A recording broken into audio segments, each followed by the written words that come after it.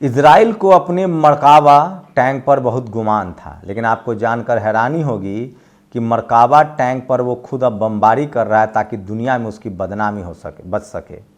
वो अपनी बदनामी के दाग छुपा रहा है। वो अपने सैनिकों का अंतिम संस्कार भी नहीं कर रहा है। सोचिए, जब कोई तानाशाह फंस जाता है तो वो सबसे ज़्यादा अपने सैनिकों के साथ बदसलूकी करता है। नमस्कार, मैं शंभू कुमार सिंह और आप देख रहे हैं नेशनल दस्तक। क्या सैनिकों का इस्तेमाल इस देश में, इस दुनिया में जो तानाशाह होते हैं वो करते रहे हैं? आप हिटलर का पूरा जीवन देखिए, मुसोलिनी का पूरा जीवन देखिए, और वो तमाम तानाशाह पहले वो धर्म का नाम लेकर राज करते थे, जनता को ब्रेड के बदले युद्ध उन्माद में धकेल देते थे, और बीच के दौर में आप देखेंगे सेकेंड वर्ल्ड वॉर के समय तो सेना के नाम पर, राष्ट्रवाद के नाम पर धकेला गया। क्या यही बेंजामिन नेतन्याहू कर रहा है? सोचिए, मरकाबा टैंक, जिसको इजराइल को बहुत गुमान था कि ये वो टैंक है जो उसकी किस्मत बदल देगा और उसे दुनिया में बहुत बड़ा मतलब जगह दिलाएगा। लेकिन समझिए, इनको अपने मरकाबा टैंक का बड़ा ही गुरूर था। अब इनकी भी मौत हो गई है और अपने टैंकों की लाश उठाने के लिए तैयार नहीं है, इसलिए तो टैंकों पर भी बम फेंकने पड़ रहे हैं। सोचिए, इजराइल फिलिस्तीन में अपने सारे निशान मिटाना चाहता है।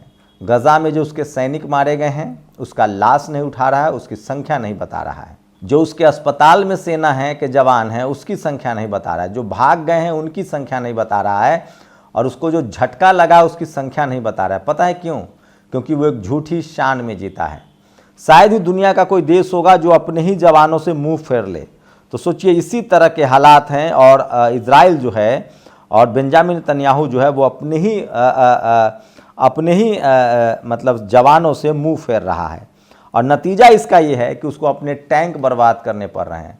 दुनिया में पोल पट्टी खुल गई इजराइल की। 45 दिनों के युद्ध ने साबित कर दिया है कि उसकी कोई हैसियत नहीं है, और वो निर्दोष लोगों को तो मार सकता है लेकिन फिलिस्तीन को जीत नहीं सकता है। और सोचिए, 4 दिनों का जो सीज फायर है उससे साफ है कि इस 4 दिनों में सब कुछ दूध का दूध और पानी का पानी हो जाएगा। इजराइल के एक एक पाप सामने आ रहे हैं। हिजबुल्लाह ने तो पूरी लिस्ट जारी कर दी है। 320 सैनिक ठिकानों को उसने ध्वस्त किया है। 1600 से ज़्यादा इजरायली सैनिक मारे गए हैं, लेकिन इन सब दाग को इजराइल मानने के लिए तैयार नहीं है। ये तस्वीरें मरकाबा टैंक की हम आपको दिखा नहीं सकते, नहीं तो हमको दिखाते। और सोचिए, खींच देखिए बेंजामिन नेतन्याहू की। वेस्ट बैंक से उसकी सेना वापस लौट रही है, गजा से उसकी सेना वापस लौट रही है, और जानबूझकर रिट्रीट में वो फायरिंग भी करता है जिससे कुछ लोग शामिल हो गए। तस्वीर देखिए, वेस्ट बैंक की है। कोलालिया 2 बाल कैदी, सोचिए किस तरह से मासूमों को गिरफ्तार किया गया था।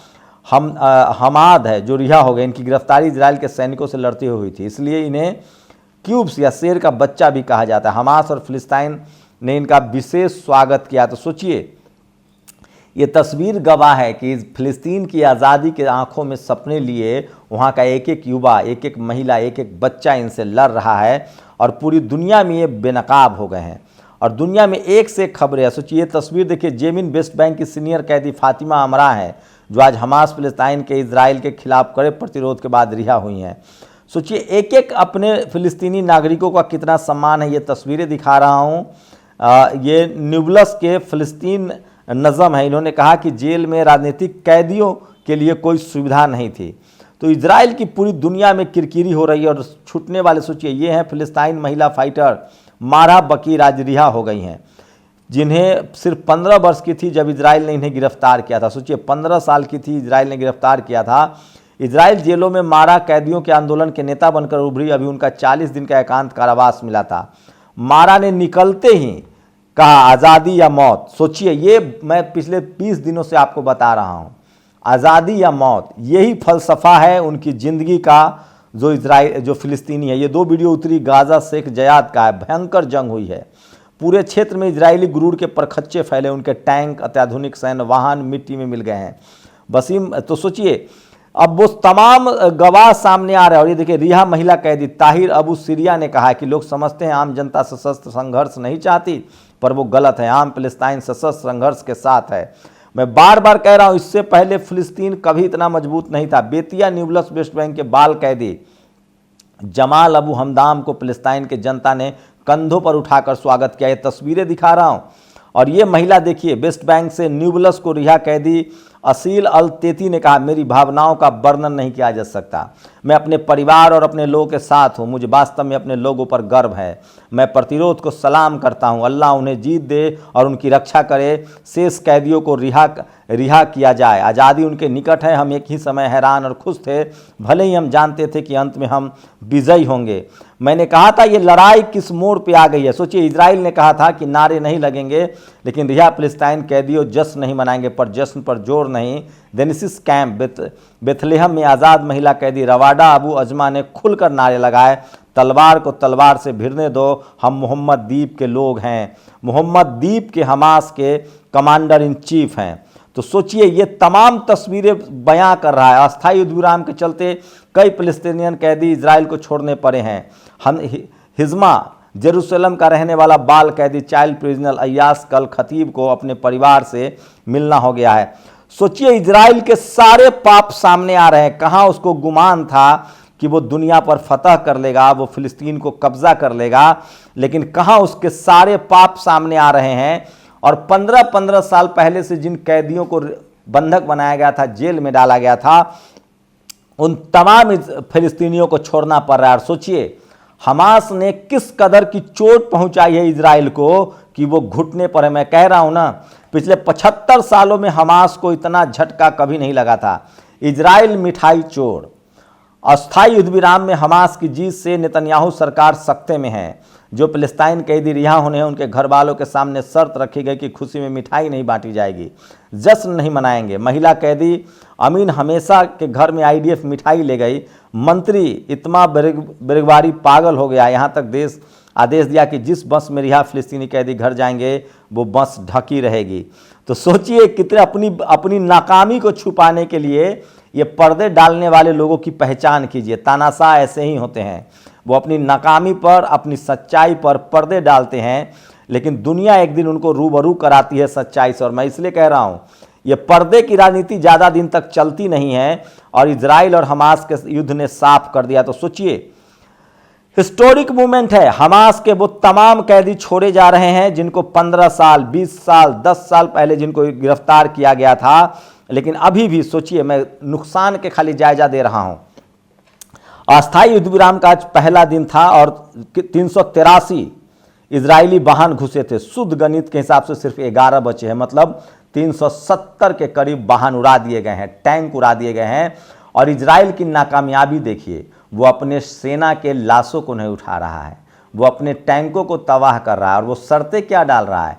हमास जश्न नहीं मनाएगा अपनी जीत का, फिलिस्तीन जश्न नहीं मनाएगा अपनी जीत का। सोचिए, अगर ये इजराइल की जीत होती तो उन कैदियों को क्यों रिहा करना पड़ता जो 20-20 साल पहले, 15-15 साल पहले कैद किए गए थे। जिन फिलिस्तीनियों को कैद किया गया था, हमास ने दरअसल इजराइल को घुटनों पर ला दिया। और खाड़ी देशों ने जो प्लानिंग की, और रूस, चीन, ईरान, पूरी दुनिया, और जिस तरह से अमेरिका पीछे हटा। सोचिए, बेंजामिन नेतन्याहू एक सनकी, एक पागल, जिसने दुनिया को युद्ध के मुहाने पर खड़ा कर दिया। और मैं फिर कह रहा हूं, ये जो सत्ता के जो सनकी होते हैं ना, ये जो सत्ता के लालची होते हैं, जो सच्चाई को छुपाते हैं, ये ज़्यादा दिन तक चल नहीं पाते हैं। और मैं इसीलिए कह रहा हूं, आपको समझना पड़ेगा कि इस तरह के जो लोग होते हैं, राष्ट्रवाद के नाम पर सबसे ज़्यादा सेना की बलि लेते हैं। ये ऐसे लोग होते हैं, बेंजामिन नेतन्याहू ने राष्ट्रवाद के नाम पर अपने ही देश के सेना को बलि चढ़ा दिया। वो पहले निर्दोष लोगों को मारता था। और ऐसे लोग जो हैं वो मानवता के दुश्मन होते हैं। ये सत्ता के दलाल होते हैं, सत्ता के लालची होते हैं, ये सत्ता के सनकी होते हैं, ये तानाशाह होते हैं हिटलर की तरह। और इनका अंजाम में हिटलर वाला होता है। इसलिए दुनिया भर में एक फेमस नारा है, जो हिटलर की चाल चलेगा वो हिटलर की मौत मरेगा। हिटलर ने क्या चाल चली थी? इसी यहूदियों को उसने जिंदा जलवाया था, गैस चैम्बर में डाला था। बाद में हिटलर की मौत कैसे हुई? उसको खुद को गोली मारना पड़ा था। बेंजामिन नेतन्याहू वही हिटलर की चाल चल रहा है। मुसोलिनी के साथ क्या हुआ था? मैं फिर कह रहा हूँ, दुनिया में जिसने भी हिटलर की चाल चली है उसकी मौत हिटलर की हुई है। इसलिए मैं कह रहा हूँ, लोकतंत्र दुनिया का सबसे बेहतरीन व्यवस्था है। डेमोक्रेसी, जहां मीडिया की अकाउंटेबिलिटी होती है। और जो व्यक्ति पूजा है, जैसे नेतन्याहू करवा रहा था, ये जो राष्ट्रवाद के नाम पर अपने ही देश के लोगों को मौत के मुंह में धकेल देना, ये सब राष्ट्रवाद के नाम पर होता है। इससे सावधान रहिए। और ऐसे लोग अपने सेना का इस्तेमाल तो करते हैं, लेकिन उनका सम्मान से अंतिम संस्कार भी नहीं करते हैं। ऐसे लोग दुनिया से इतने डरपोक होते हैं कि अगर 10 गधा भी आपस में घास चर रहा हो तो इनको लगता है कि ये हमारे खिलाफ कॉन्स्पिरेसी कर रहे हैं। तानाशाह इसलिए तानाशाह होता है क्योंकि वो सबसे ज़्यादा डरपोक होता है और वो दुनिया के सामने अपने आप को पेश नहीं कर सकता, वो दुनिया से बहस नहीं कर सकता है, वो दुनिया से बात नहीं कर सकता है, इसलिए वो गोली चलवाता है। और बेंजामिन नेतन्याहू के सनकपन की सारी कहानियाँ सामने आ गई। और सोचिए, अगर इजराइल नहीं हारता तो क्या वो 15 साल पहले पुराने कैदियों को रिहा करता? मैं फिर कह रहा हूँ, हमास के हर नागरिक के, फिलिस्तीन के हर नागरिक की आंखों में एक सपना पल रहा है कि हमें आज़ाद होना, और इस आज़ाद में दुनिया ने उसका साथ दिया है, भारत सरकार भी उसके साथ है। और दुनिया चाहती है कि फिलिस्तीन एक आज़ाद मुल्क था, आज़ाद मुल्क है, आज़ाद मुल्क रहेगा। और अब इजराइल की पोल पट्टी खुल चुकी है और दुनिया का एक भी देश, अब अमेरिका भी अब उसके साथ खड़ा नहीं है। 145 देश ने उसके खिलाफ वोटिंग की थी। खाड़ी देश एकजुट है, Lebanon, Hezbollah, Yemen, Houthi, Iran, Jordan, Syria, Asia के सारे देश और रूस, चीन, ये तमाम देश जो हैं वो अपना नफ़ा नुकसान देखकर फिलिस्तीन के साथ खड़े हैं और अन्याय का अंत होता दिख रहा है और इजराइल अलग थलग पड़ गया है। और सोचिए, सीज फायर के दूसरे दिन इजराइल की बर्बादी के सारे किस्से सामने आ रहे हैं और फिलिस्तीनियों को फक्र है अपने आप पर कि हम कुर्बानी दे रहे हैं, हम अपनी देश की आज़ादी की लड़ाई लड़ रहे हैं। और इसमें एक मतलब इस तरह का जो बेंजामिन नेतन्याहू वो कितने मासूमों की हत्या करेगा। 15,000 लोगों की मौत हो चुकी है, लेकिन इस बार फिलिस्तीन आर पार की लड़ाई लड़ रहा है। और युद्ध विराम के बाद फिर से आपको दिखेगा कि खाड़ी देश और वो तमाम 7 देश जो इजराइल पर हमलावर है वो एकजुट होंगे। और दुनिया को अब पता चल चुका है, पोल पट्टी खुल चुकी है इजराइल की, कि वो एक तानाशाह है, वो एक विस्तारवादी नीति अपनाता है, वो फिलिस्तीन पर कब्जा करना चाहता है और उसने फिलिस्तीन के स्कूल, अस्पताल, बच्चे, बूढ़े, मासूमों की हत्या की है। और इसकी सज़ा देर सवेर बेंजामिन नेतन्याहू को भुगतनी पड़ेगी। और इजराइल अब घुटने टेक चुका है और उन तमाम फिलिस्तीनियों को आज़ाद कर रहा है जो उनके कब्जे में थे। और हमास ने औकात तय कर दी। और मैं इसलिए कह रहा हूँ, अभी भी ये साफ हो गया है कि हमास, हिजबुल्ला और हूती ने किसी भी आम सिविलियन पर हमला नहीं किया है। वो लगातार इजरायली सैनिकों को निशाना बना रहे हैं, लेकिन इजराइल ने आम लोगों को मारा है, इसलिए वो बदनाम हो चुका है। शुक्रिया। नेशनल दस्तक की आपसे गुजारिश है कि अगर इसको बचाना चाहते हैं तो नेशनल दस्तक को सब्सक्राइब करने के लिए रेड कलर के सब्सक्राइब बटन को दबाएं, फिर बेल आइकन की घंटी दबाएं। नेशनल दस्तक को बचाने के लिए बहुत जरूरी है कि हर खबर को शेयर करें, लाइक करें, कमेंट जरूर करें।